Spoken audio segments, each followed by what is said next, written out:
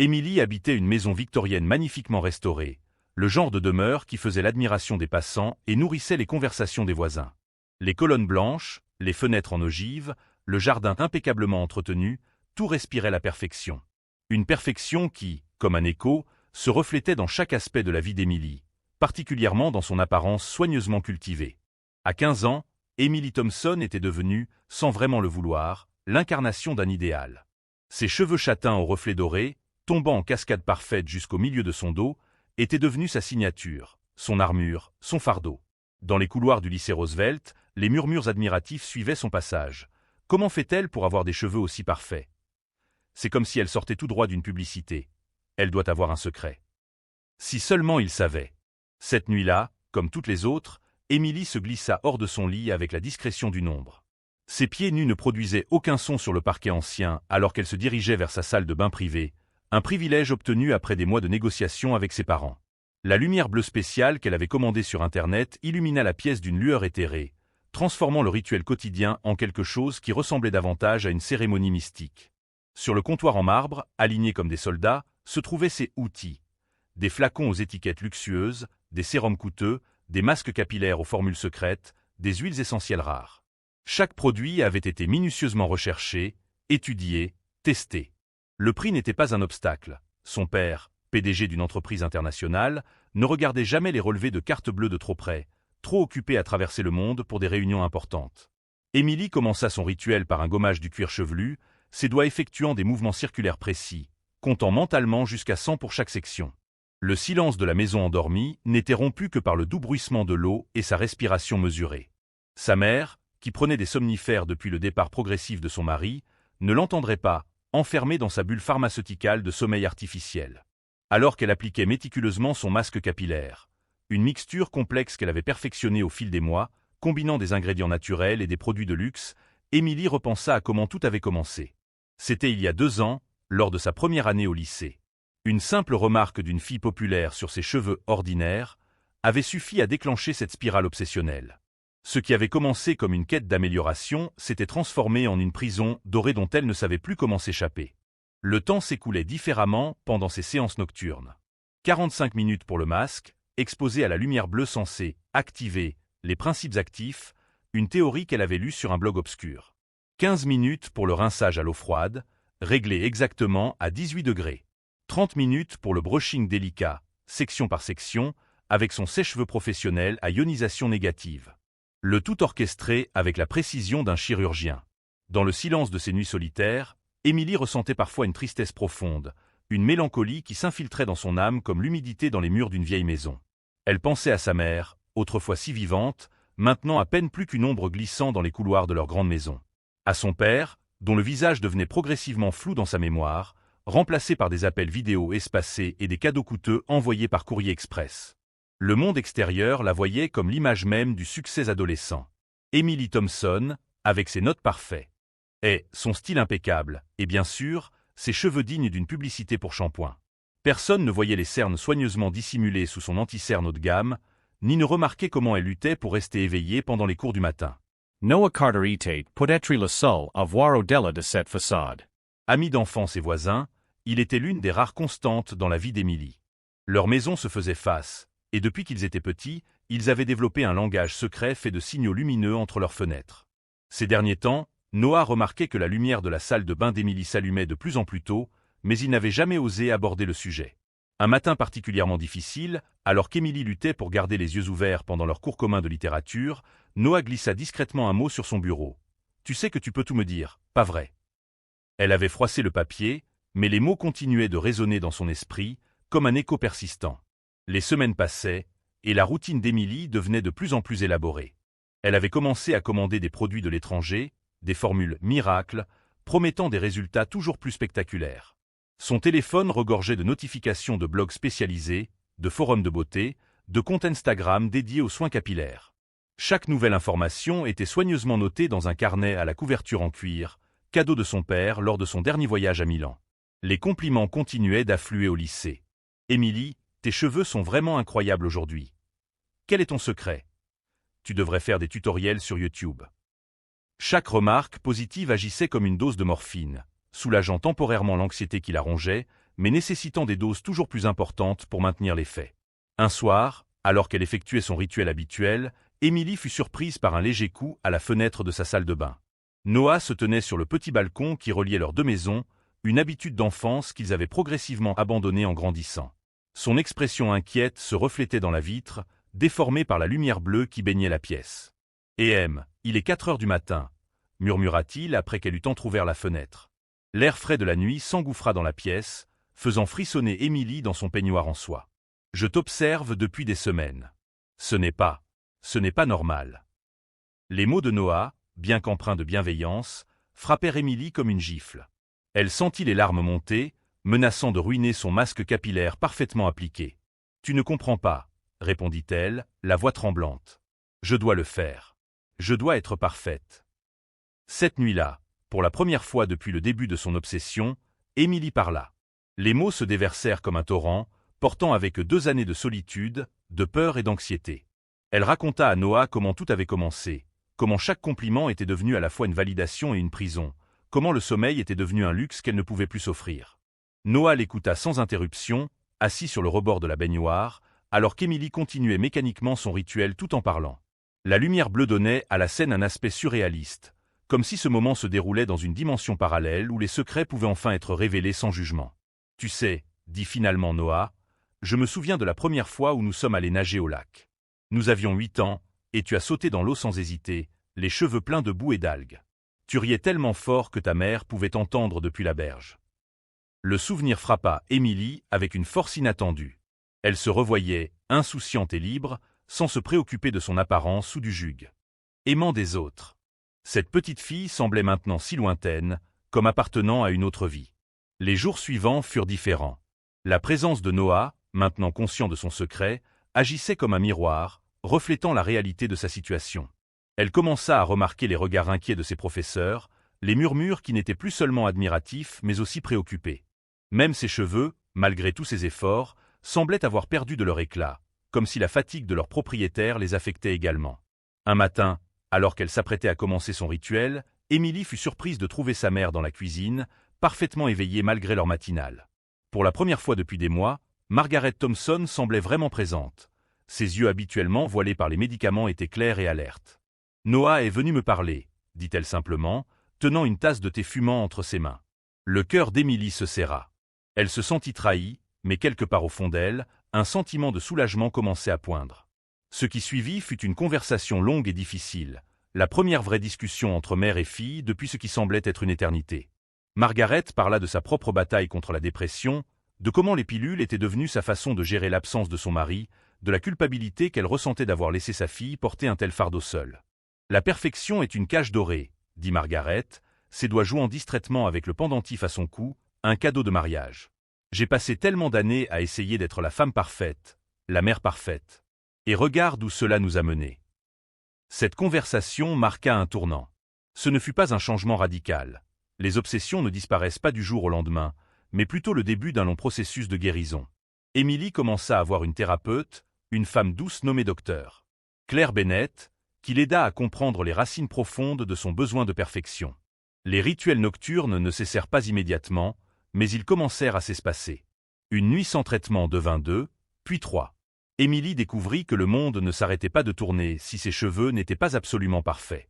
Certains jours étaient plus difficiles que d'autres. L'anxiété ne disparaît pas comme par magie, mais elle apprenait à gérer ces moments avec de nouvelles stratégies, plus saines. Margaret, inspirée par le courage de sa fille, commença elle aussi à chercher de l'aide. Progressivement, elle réduisit sa dépendance aux somnifères, redécouvrant le monde avec des yeux plus clairs. Mère et fille commencèrent à partager des moments simples mais significatifs. Des petits déjeuners ensemble, des promenades dans le quartier, des séances de jardinage le week-end. Noah resta un soutien constant tout au long de ce processus.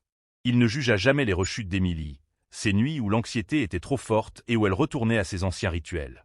Au contraire, il était là pour l'écouter, pour la faire rire, pour lui rappeler qu'elle était bien plus que son apparence. Au lycée, les choses changèrent aussi, mais pas de la façon dont Emily l'avait craint. Certes, ses cheveux n'étaient plus aussi parfaits qu'avant, mais elle découvrit que cela n'avait pas d'importance. Certaines filles vinrent même la voir pour lui confier leur propre lutte avec les standards de beauté, créant des liens plus authentiques que se baser sur une admiration superficielle.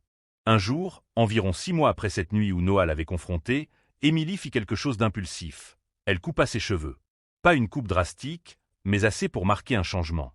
Ce n'était pas tant le changement physique qui importait, mais ce qu'il représentait, un pas vers la liberté, vers l'acceptation de soi. Son père, lors d'une de ses rares visites à la maison, remarqua le changement chez sa fille. Pas seulement les cheveux, mais quelque chose de plus profond.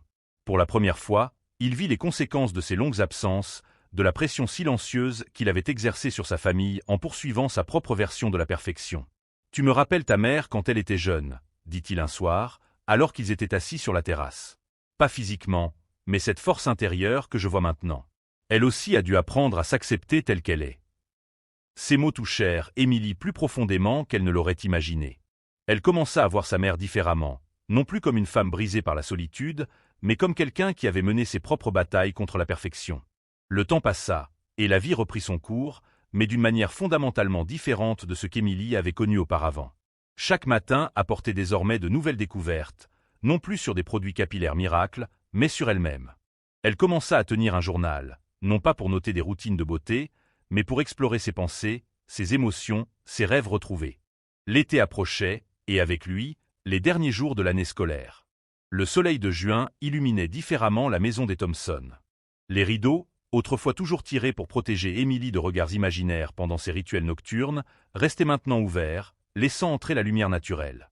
Margaret avait commencé à cultiver des fleurs dans le jardin, leurs couleurs vives contrastant avec la façade impeccable de la maison victorienne. Un matin, alors qu'Émilie prenait son petit déjeuner sur la terrasse, elle remarqua quelque chose d'étrange. Le reflet de son visage dans sa tasse de thé semblait plus lumineux, plus vivant. Ce n'était pas dû à un nouveau produit ou à une routine élaborée, mais à quelque chose de plus profond. Elle souriait plus souvent, riait plus facilement. Ses yeux, autrefois voilés par la fatigue, brillaient d'une nouvelle étincelle. Sa thérapeute, le docteur Bennett, l'avait encouragée à explorer d'autres centres d'intérêt. « La vie est comme un jardin », lui avait-elle dit, « plus vous plantez de variétés, plus il devient beau. » Émilie avait d'abord été sceptique, mais progressivement, elle commença à découvrir des passions qu'elle n'avait jamais pris le temps d'explorer auparavant. La photographie devint l'une de ses nouvelles passions. Noah lui avait prêté son vieil appareil photo numérique, et elle commença à capturer des moments de la vie quotidienne.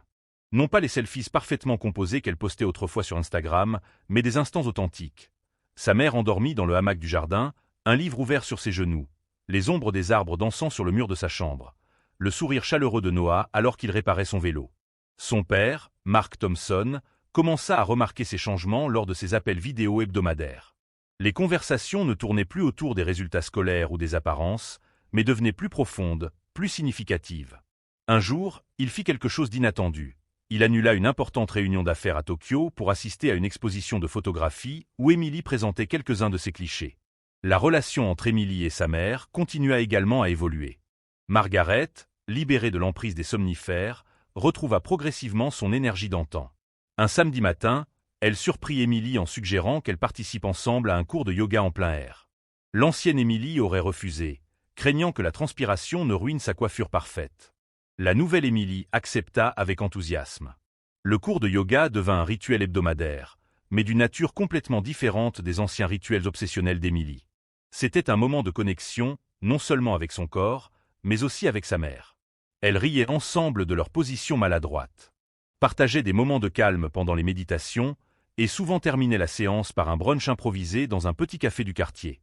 Noah remarque was CES changements avec un furt silencieux. Il avait toujours vu la vraie Émilie, même quand elle se cachait derrière une façade de perfection. Un jour, alors qu'ils étaient assis dans leur coin préféré du parc, il lui montra une photo qu'il avait gardée sur son téléphone.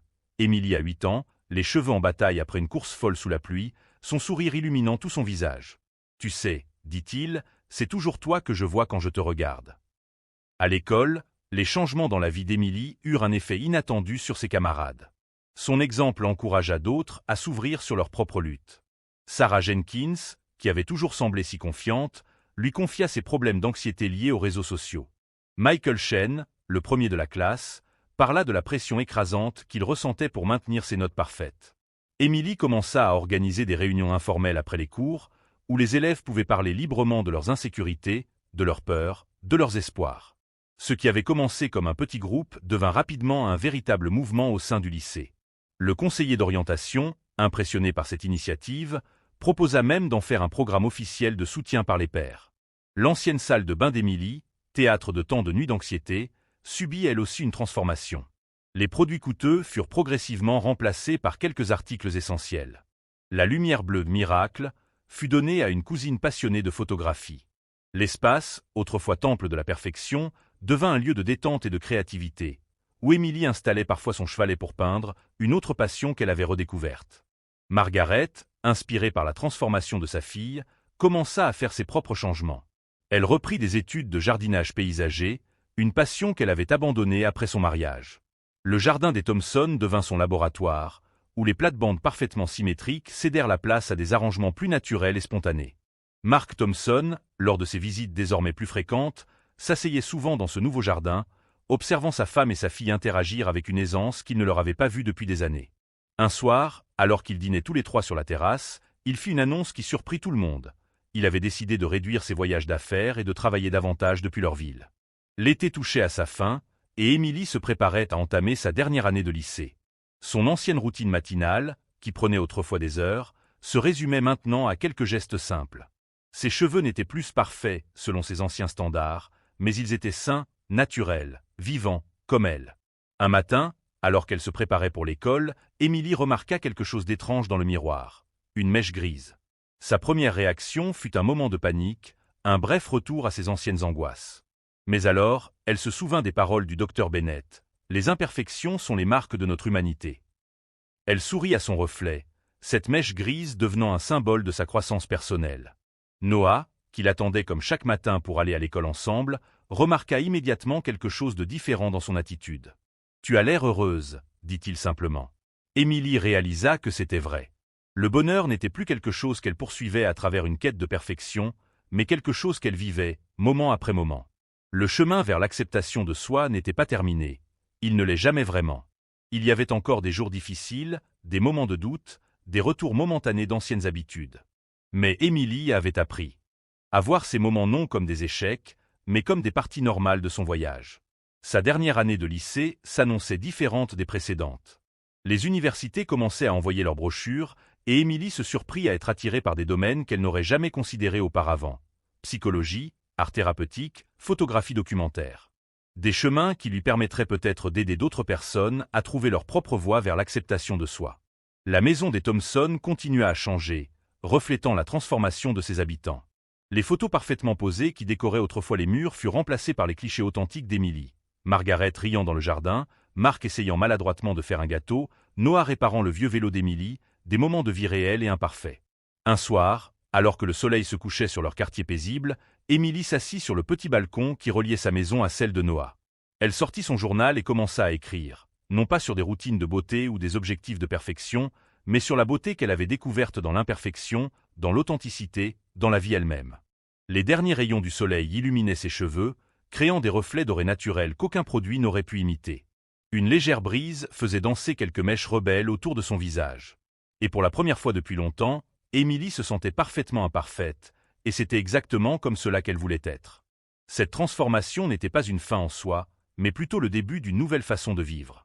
Émilie avait appris que la véritable beauté ne résidait pas dans la perfection, mais dans l'authenticité, la croissance et l'acceptation de soi.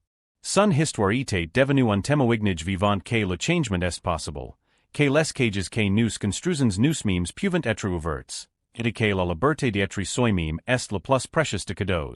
Dans les années qui suivraient, Émilie continuerait à grandir, à évoluer, à découvrir de nouvelles facettes d'elle-même. Mais une chose était certaine, elle ne retournerait jamais à cette quête effrénée de la perfection qui avait failli lui coûter son bonheur. Car elle avait découvert que la vraie beauté réside dans l'acceptation de qui nous sommes, dans nos forces comme dans nos faiblesses, dans nos succès comme dans nos échecs. Et c'est ainsi que l'histoire d'Émilie, qui avait commencé comme un conte de perfection obsessionnelle, se transforma en une histoire de libération, d'amour de soi et d'acceptation. Une histoire qui continuerait à inspirer d'autres personnes à trouver leur propre chemin vers l'authenticité et le bonheur véritable. L'histoire d'Émilie, qui avait commencé comme un conte de perfection obsessionnelle, continua à évoluer et à toucher de plus en plus de vies. Les années qui suivirent sa transformation apportèrent de nouveaux défis, mais aussi de nouvelles victoires, chacune renforçant sa conviction que l'authenticité était le véritable chemin vers le bonheur. À l'université, Émilie choisit d'étudier la psychologie, spécialisée dans les troubles de l'image corporelle et l'anxiété chez les adolescents. Son experience personnel devint un outil précieux pour comprendre et aider les autres. Dans les amphithéâtres bondés, elle n'était plus la fille aux cheveux parfaits, mais une étudiante passionnée, déterminée à faire une différence dans la vie des autres. Le groupe de soutien qu'elle avait créé au lycée continua à prospérer même après son départ. Sarah Jenkins, qui avait pris la relève, lui envoyait régulièrement des messages pour lui raconter comment le groupe s'était étendu, touchant maintenant des élèves d'autres écoles de la région. « Tu as créé quelque chose de plus grand que toi », lui écrivit Sarah un jour, « quelque chose qui continue de grandir et d'aider les autres. » Margaret Thompson, sa mère, connut elle aussi une renaissance remarquable. Le jardin qu'elle avait commencé à cultiver devint un sanctuaire de guérison pour d'autres femmes du quartier. Elle organisait des ateliers de jardinage thérapeutique, créant un espace où les gens pouvaient parler ouvertement de leur lutte tout en travaillant la terre. Les plates-bandes autrefois rigoureusement symétriques étaient maintenant un mélange harmonieux de fleurs sauvages et cultivées, une métaphore vivante de la beauté qui peut naître du chaos. Mark, son père, tint sa promesse de réduire ses voyages. Ce ne fut pas un changement facile. Les vieilles habitudes ont la vie dure, mais il découvrit que la vie qu'il avait manquée pendant tant d'années valait chaque sacrifice professionnel. Il commença à participer aux ateliers de jardinage de Margaret, d'abord maladroitement, puis avec un enthousiasme croissant. Les voisins s'habituèrent à voir le couple travailler ensemble dans leur jardin, leur rire résonnant dans la rue tranquille. Noah resta une constante dans la vie d'Emily, même lorsque leurs chemins les menèrent dans des universités différentes. Leur amitié évolua, se renforça, devenant quelque chose de plus profond que ce qu'Emily aurait pu imaginer durant ses années d'obsession pour la perfection. Il devint architecte paysagiste, inspiré par les transformations qu'il avait observées dans le jardin des Thompson. Les photos d'Emily commencèrent à attirer l'attention au-delà de son cercle immédiat. Elle créa une série intitulée « Beauté imparfaite », capturant des moments de vie authentiques. Des rides de rire, des cicatrices qui racontent des histoires, des cheveux gris portés avec fierté. Une galerie locale organisa une exposition de son travail, attirant l'attention sur la beauté qui existe dans l'imperfection. Le docteur Bennett, sa thérapeute, l'invita un jour à parler à un groupe de jeunes thérapeutes en formation. Emily partagea son histoire, non plus avec honte mais avec une profonde compréhension de comment son parcours pouvait éclairer celui des autres. « La perfection est une prison », dit-elle ce jour-là, « mais notre humanité est une porte ouverte vers la liberté. » Les années passèrent, et Emily vit sa propre évolution se refléter dans les changements autour d'elle. La maison victorienne des Thompson, autrefois symbole d'une perfection rigide, développa son propre caractère. Les roses grimpantes envahirent la façade, les marches du porche montraient des signes d'usure, les fenêtres en ogive reflétaient désormais un intérieur chaleureux et vivant. Dans sa pratique professionnelle naissante, Emily commença à développer des programmes innovants combinant thérapie traditionnelle, photographie et jardinage. Elle créa des ateliers où les participants pouvaient explorer leurs propres relations avec la perfection et l'acceptation de soi. Les retours furent extraordinaires, chaque participant trouvant son propre chemin vers une vie plus authentique. Sa mèche grise, qui l'avait tant troublée au début, fut rejointe par d'autres au fil des ans. Mais au lieu de les cacher, Emily les portait comme des badges d'honneur, des témoins silencieux de son parcours. Ses cheveux, autrefois source d'anxiété constante, devinrent simplement une partie de qui elle était, ni plus ni moins important que son sourire ou la lueur dans ses yeux. Les rituels nocturnes qui avaient autrefois dominé sa vie furent remplacés par de nouvelles habitudes plus saines. Méditation matinale dans le jardin, séance de photographie au lever du soleil, longue conversation avec sa mère autour d'une tasse de thé. La salle de bain, jadis théâtre de ses obsessions, devint un simple espace fonctionnel, débarrassé de sa charge émotionnelle. Un jour, alors qu'elle rangeait de vieux cartons dans le grenier, Emily tomba sur son ancien journal, celui où elle notait méticuleusement ses rituels capillaires. En le feuilletant, elle ne ressentit ni honte ni regret, mais une profonde compassion pour cette jeune fille qui cherchait désespérément à être aimée à travers la perfection. Elle décida d'intégrer ces pages à son prochain projet photographique, montrant comment les chemins les plus sombres peuvent mener à la lumière. Le lycée Roosevelt, où tout avait commencé, l'invita à donner une conférence aux élèves. Debout dans l'auditorium où elle avait autrefois ressenti tant de pression pour maintenir une image parfaite, Emily partagea son histoire avec une nouvelle génération. Elle vit dans les yeux des adolescents la reconnaissance de leur propre lutte et dans leurs questions, l'espoir d'un changement possible. Sa relation avec Noah continua d'évoluer, devenant un partenariat créatif en plus d'une profonde amitié. Ensemble, ils commencèrent à travailler sur des projets combinant architecture paysagère et photographie, créant des espaces qui célébraient la beauté naturelle et imparfaite. Leur première collaboration majeure fut la transformation d'une cour d'école en jardin thérapeutique, un endroit où les élèves pouvaient trouver refuge et acceptation. La vie d'Émilie devint un témoignage vivant que le changement est non seulement possible, mais qu'il peut être une source de beauté et d'inspiration pour les autres. Sun histoire continua ar esse developer, touchant de nouvelles vies, inspirant de nouvelles transformations. Elle apprit que chaque chapitre de notre vie, même les plus difficiles, contribue à créer l'histoire complète de qui nous sommes. Et ainsi, l'histoire qui avait commencé dans l'obscurité d'une salle de bain, sous une lumière bleue artificielle, s'épanouit en une célébration de la vie dans toute sa complexité et sa beauté imparfaite. Emily Thompson n'était plus définie par la perfection de ses cheveux, mais par la profondeur de son impact sur les autres et par sa capacité à transformer sa propre douleur en source de guérison pour autrui. Son héritage n'était pas celui qu'elle avait imaginé dans sa jeunesse. Il était infiniment plus riche, plus profond et plus significatif. Car dans sa quête de perfection, elle avait trouvé quelque chose de bien plus précieux. La liberté d'être authentiquement elle-même et le pouvoir d'aider les autres à trouver leur propre chemin vers cette même liberté. Et c'est ainsi que son histoire continue, non pas comme un conte de perfection, mais comme un témoignage vivant de la beauté qui réside dans notre humanité partagée, dans nos imperfections assumées, et dans notre courage collectif à être simplement, magnifiquement, nous-mêmes. Dans les années qui suivirent, l'impact d'Émilie continua de se propager comme des ondulations sur un lac paisible, touchant des vies de manière qu'elle n'aurait jamais pu imaginer. Son histoire devint un phare d'espoir pour ceux qui luttaient contre leurs propres démons de perfection, prouvant que le véritable changement est possible et que la beauté la plus authentique vient de l'acceptation de soi.